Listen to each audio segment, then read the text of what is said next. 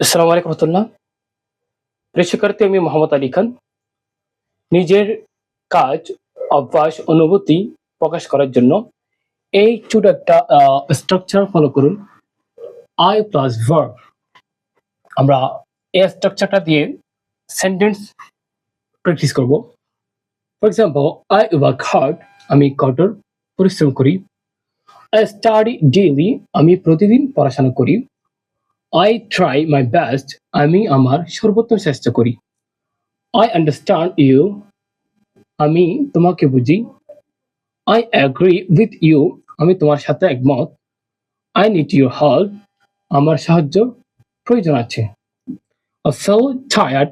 আমি ক্লান্ত বোধ করেছি। I believe you. আমি তোমাকে বিশ্বাস করি। I remember that. আমি সেটা মনে রাখি। স্পিকিং এ ফ্লুয়েন্ট আনার জন্য আপনি এভাবে প্র্যাকটিস করতে পারেন।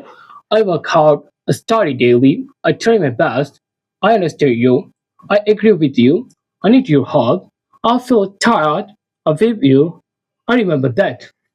এরপরে যে কাজটি করতে হবে, এখানের মধ্যে ভেরিয়েশন নিয়ে আসতে হবে। For example, I work now, I work today, I work every day.